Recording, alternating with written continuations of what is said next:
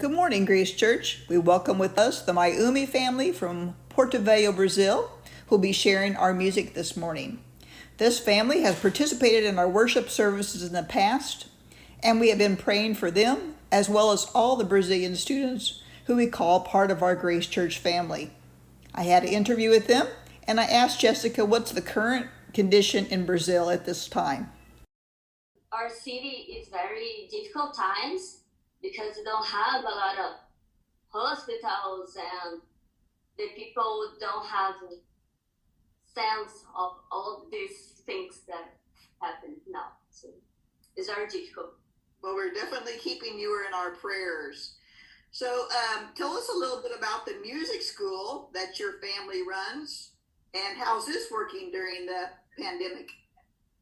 Oh, so all the cities closed for like 1 month, maybe something like that. But now some stores are open gradually, but not everybody. And now we are working home, so our house is our school now, and our classes is online for our website. So we are working a lot, maybe more than normally because the online class is very different for us. Yeah, so I know that your father and your mother and yourself all teach. Do you have different parts of the house that you teach in then?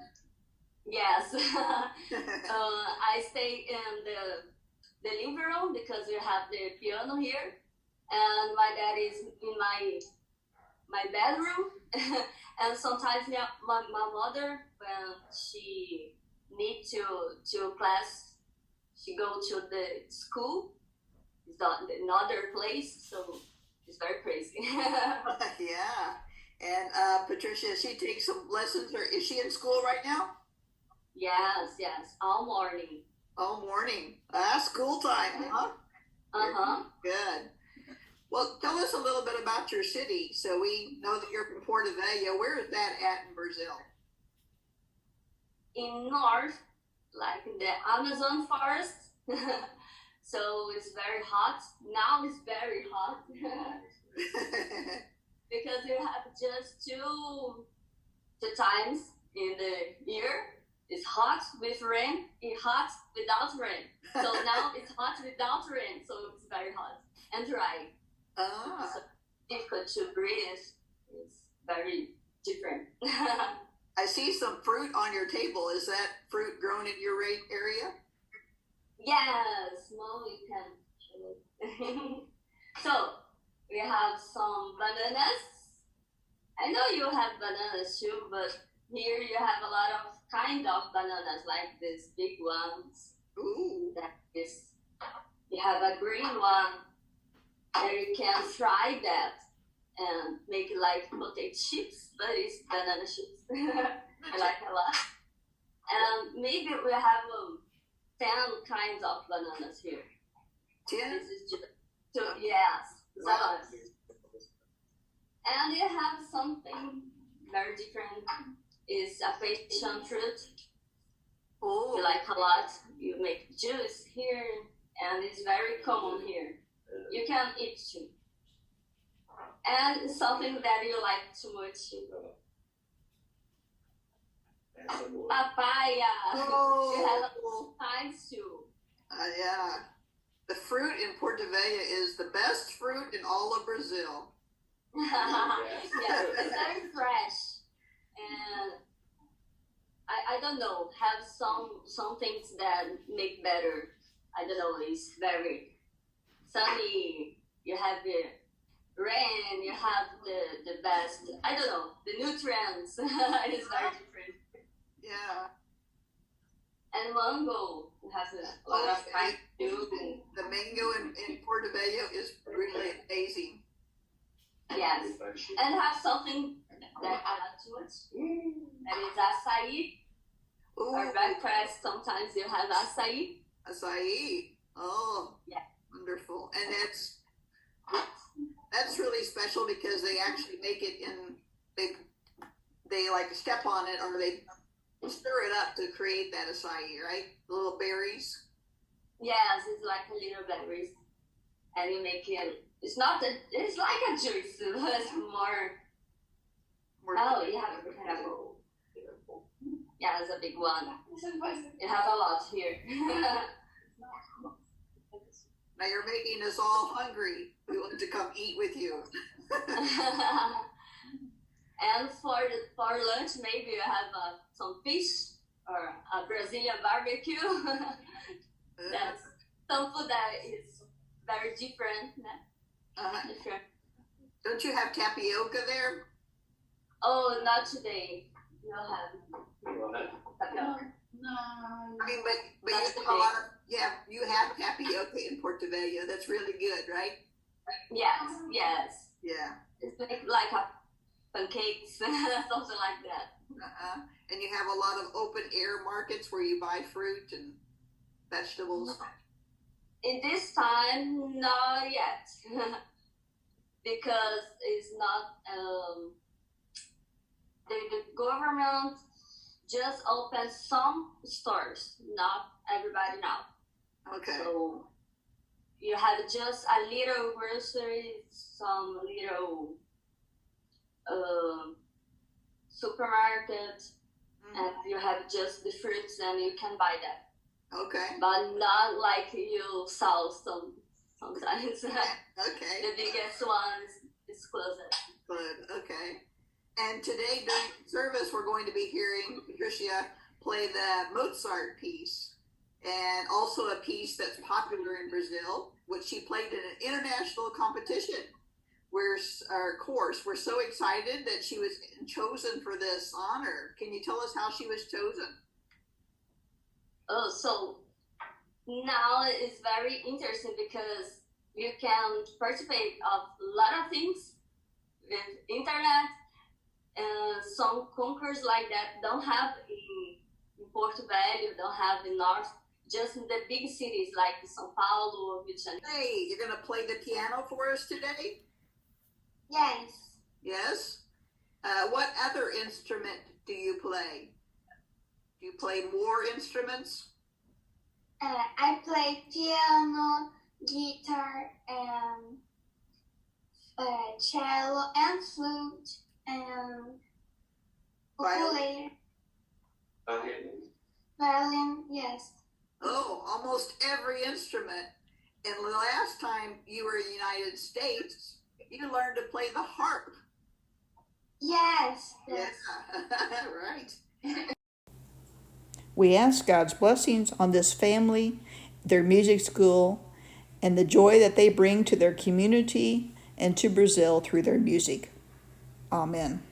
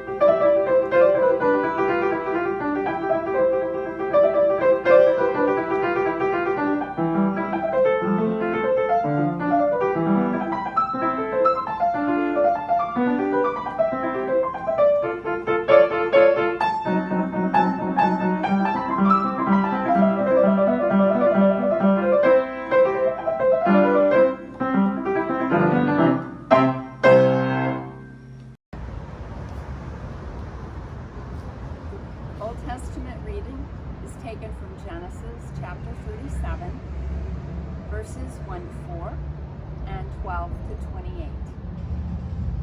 Jacob settled in the land where his father had lived as an alien, the land of Canaan. This is the story of the family of Jacob. Joseph, being 17 years old, was shepherding the flock with his brothers. He was a helper to the sons of Bilhah and Zilpah, his father's wives. And Joseph brought a bad report of them to their father. Now Israel loved Joseph more than any of his children, because he was the son of his old age, and he had made him a long robe with sleeves. But when his brothers saw that their father loved him more than all his brothers, they hated him and could not speak peaceably to him. Now his brothers went to pasture their father's flock near Shechem. And Israel said to Joseph, "Are not your brothers pasturing the flock at Shechem? Come, I will send you to them." He answered, "Here I am." So he said to them, "Go now, see if it is well with your brothers and with the flock, and bring word back to me." So he sent him from the valley of Hebron. He came to Shechem, and a man found him wandering in the fields. The man asked him, "What are you seeking?" "I am seeking my brothers," he said. "Tell me, please, where are they pasturing the flock?" The man said, "They have gone away, for I heard them say, 'Let us go to Dothan.'" So Joseph went after his brothers and found them at Dothan. They saw him from a distance, and before he came near to them, they conspired to kill him. They said to one another, "Here comes this dreamer. Come now, let us kill him and throw him into one of the pits. Then we shall say that a wild animal has devoured him, and we shall see what will become of his dreams." But when Reuben heard it, he delivered him out of their hands, saying, "Let us not take his life.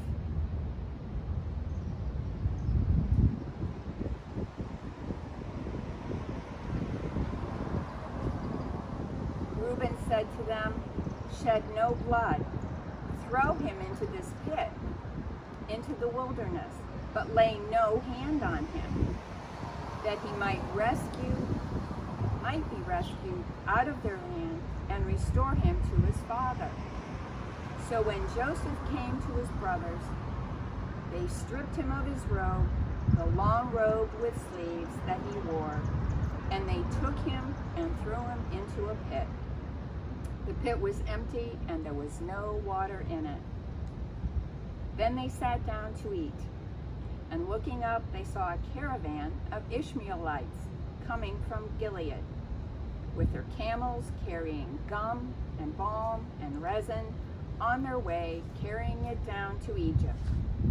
Then Judah said to his brothers, "What profit is it if we kill our brother and conceal his blood?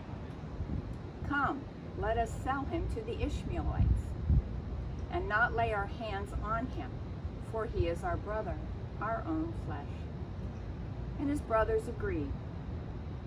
When some Midianite traders passed by, they drew Joseph up, lifting him out of the pit, and sold him to the Ishmaelites for 20 pieces of silver. And they took Joseph to Egypt. The word of the Lord. Thanks be to God.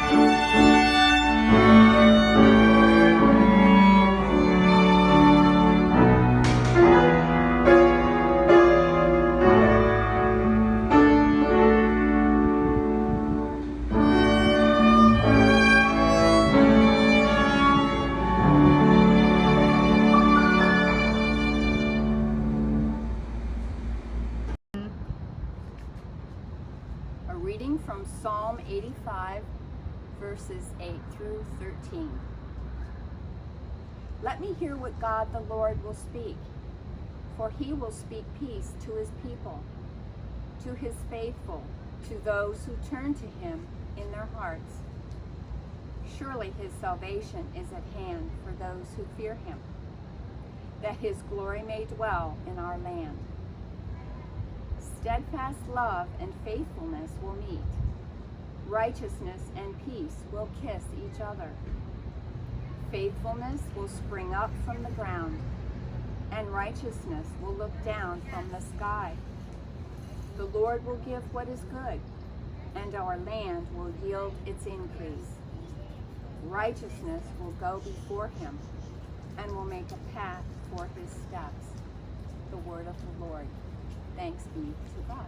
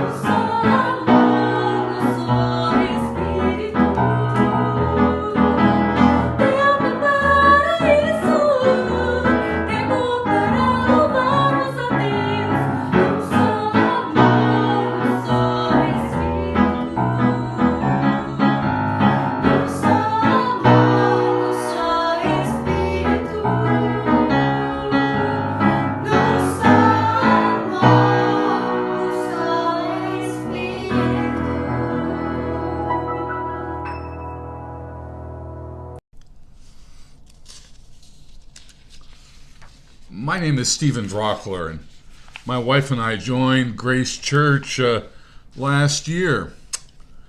A major reason why we joined Grace was because Grace had declared itself as a reconciling congregation. And also because Grace had declared itself to be a voice for justice in this community and in a conference that needs people willing to stand up and rock the boat. I've been a boat rocker for most of my life, and a Methodist for more than 60 years.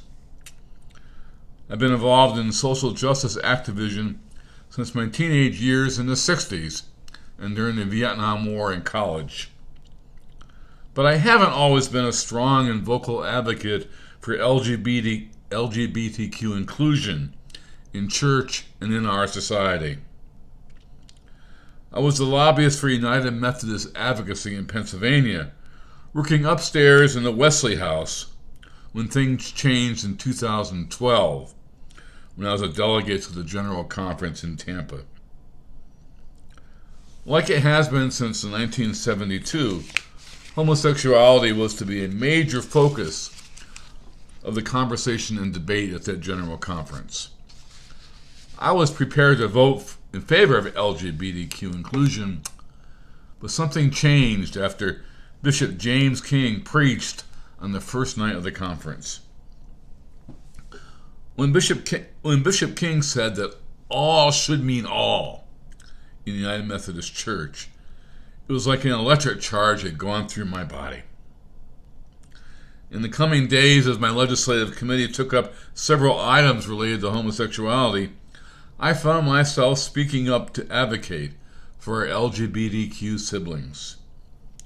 It was surprising to me because I had come prepared to focus on other issues, poverty and transparency within the church. Then, during the days of debates that followed, I began to attend the daily luncheons and prayer sessions sponsored by Reconciling Ministries Network, while voting for inclusion at every opportunity. But then, just before the noon recess, on the day that LGBtQ advocates staged a peaceful demonstration on the floor of the conference, surrounding the altar table in the center of the meeting room, I found myself running to the microphone to get recognized. The presiding bishop, Michael Coiner, had just threatened to close the session to the public, kicking out all but delegates and operating the conference behind closed doors. The bishop recognized me. I knew him from my work with the Council of Bishops, and I asked him by what authority he was making such a declaration. Long story short, he technically had the authority, but over the lunch hour, some other bishops, retired and active, intervened, and the conference resumed that afternoon with everybody allowed in the room. It would have been a disaster otherwise, a stain upon the church, to deny LGBTQ people access to the floor of the General Conference to observe what was going on that would affect their lives.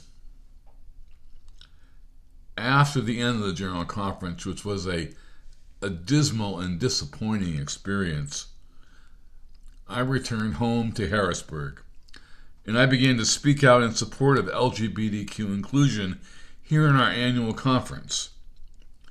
We had a rather disorganized Reconciling Ministries movement here at the time. Then over a couple of years, God moved me to get more involved. And eventually I began to organize folks across our conference that support full inclusion of LGBTQ people. Now we have more than 500 people in our conference database, and we've offered resolutions to annual conference, and 2 years ago, nearly 500 people signed an open letter to the conference supporting full inclusion. We did that without having any way to have access to the floor of the conference. This year, Grace Church has offered the Susquehanna Declaration to the annual conference, apologizing to our LGBTQ siblings for how they have been treated over these many years, and committing our conference to being open to all persons. That would be a big and important step. This was done before the pandemic changed everything, and before the General Conference and the annual conferences were called off for 2020. We're not expecting the resolution to be considered at the one-day online annual conference scheduled for October, but we will resubmit it next year when we expect we will meet in person. Grace Church is in position to be a leader in our conference on LGBTQ inclusion and other social justice issues. I'm glad to be part of Grace and to be with people who believe that being part of being a Christian is to walk with Christ, working to ensure that all means all as we love our neighbors as ourselves. Thank you. Still, we are moving through Matthew's Gospel, and we find today yet another of the very familiar stories of Jesus and his interactions with his disciples. Matthew 14, beginning at the 22nd verse. Immediately he made the disciples get into the boat and go on ahead to the other side, while he dismissed the crowds. And after he had dismissed the crowds, he went up the mountain by himself to pray. When evening came, he was there alone, but by this time the boat, battered by the waves, was far from land, for the wind was against them. And early in the morning he came walking toward them on the lake. But when the disciples saw him walking on the lake, they were terrified, saying, "It is a ghost," and they cried out in fear.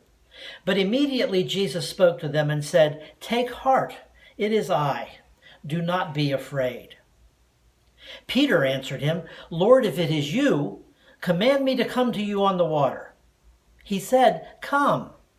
So Peter got out of the boat, started walking on the water, and came toward Jesus. But when he noticed the strong wind, he became frightened, and beginning to sink, he cried out, "Lord, save me." Jesus immediately reached out his hand and caught him, saying to him, "You of little faith, why did you doubt?" When he got into the boat, the wind ceased, and those in the boat worshipped him, saying, "Truly, you are the Son of God." This is the gospel of God for the people of God. Thanks be to God. Wes Seliger is a pastor who loves motorcycles. He told a story about being in a motorcycle shop one day, drooling over a huge Honda 750 and wishing that he could buy it. A salesman came up to him and began to talk with him. He talked about the speed of the bike and its acceleration, the excitement of riding it, the attention-getting growl of the pipes, racing and risk. He talked about how all the good-looking girls would be attracted to anyone riding on such a cycle. Then the salesman discovered that Wes was a pastor. It always happens. Immediately, the salesman changed his language and even the tone of his voice.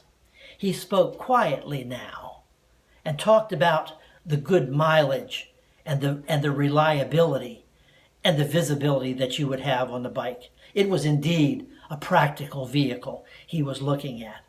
And so Wes observed after that conversation, lawnmower salespersons are not surprised to find clergy looking at their merchandise.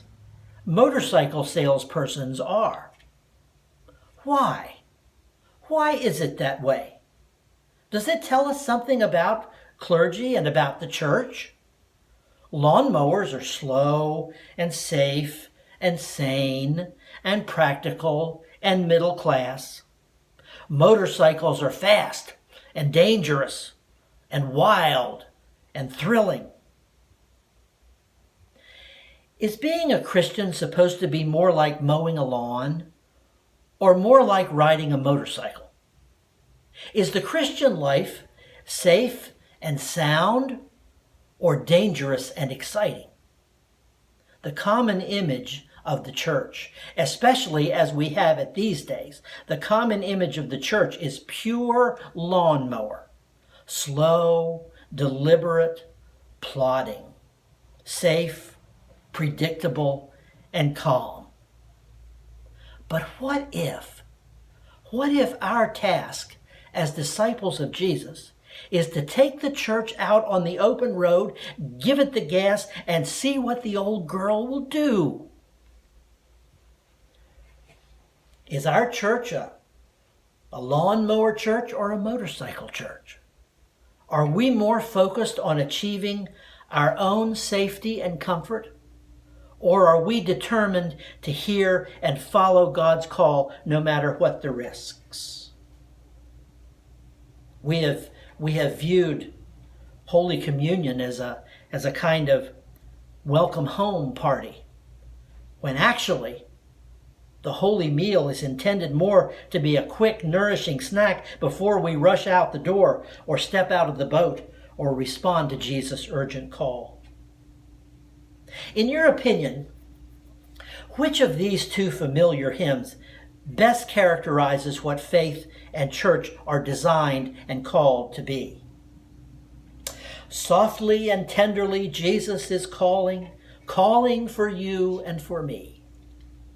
Or, Jesus calls us o'er the tumult of our life's wild, restless sea. Day by day his sweet voice soundeth, saying, "Christian, follow me." Mark Levy, the former coach of the Buffalo Bills, once said, "You have to take some chances. You have to take some risks. If Michelangelo had wanted to play it safe, he would have painted the floor of the Sistine Chapel. All of that reminds me and makes me realize how safe and secure we have made Christian faith. There was a time when the church challenged its young people to go out as missionaries all over the world into places that were hostile and foreboding, and young people by the thousands traded in their lawnmowers for motorcycles.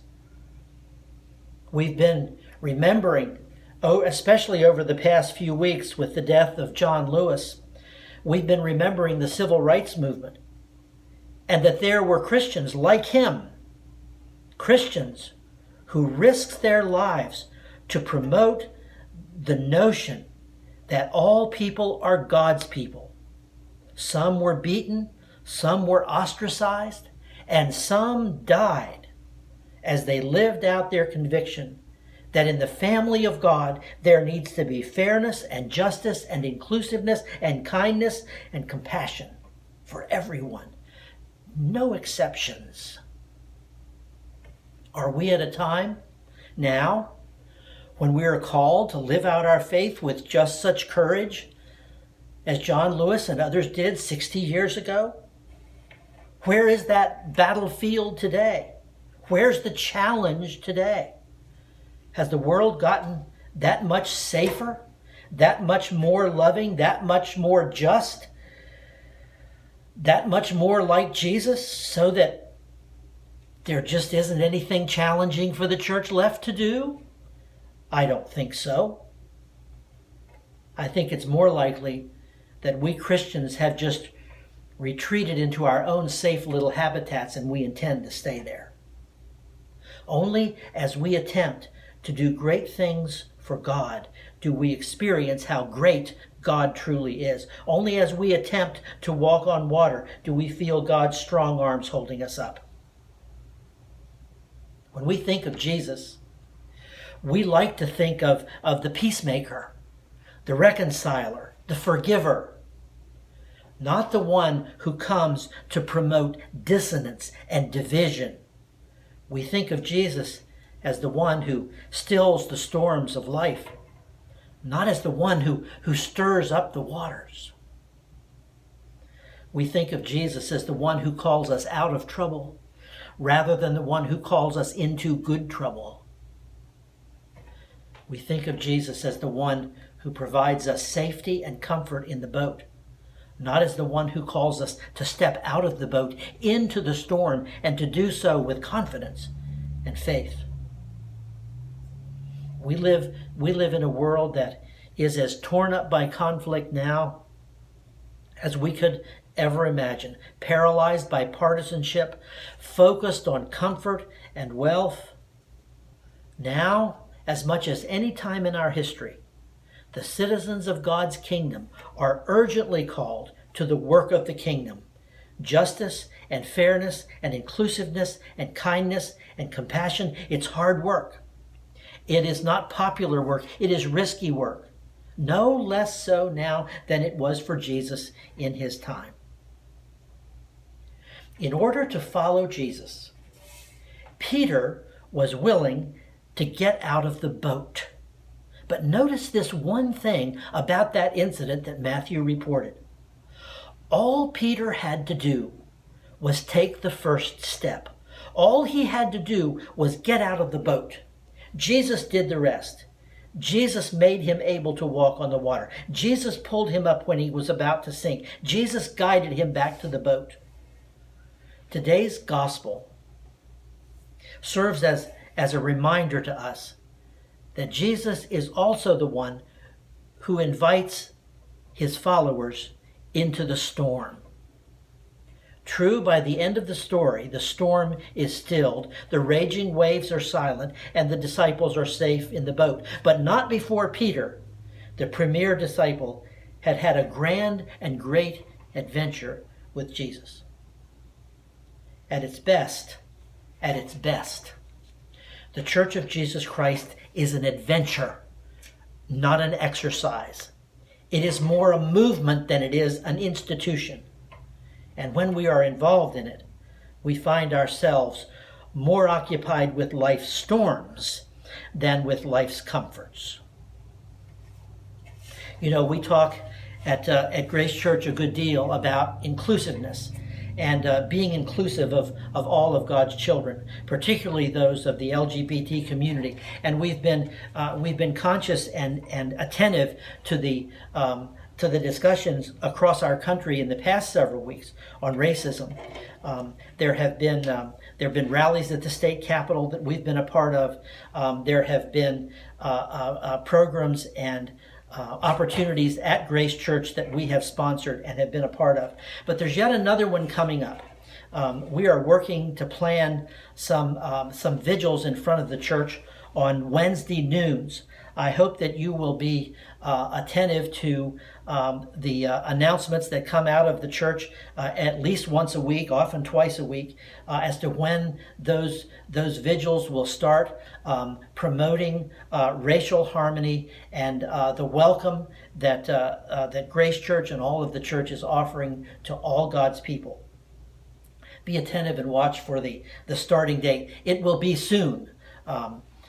As we work to plan and bring that event to fruition. At its best, the Church of Jesus Christ is an adventure, not an exercise. It is more a movement than it is an institution. And when we are involved in it, we find ourselves more occupied with life's storms than with life's comforts. Amen.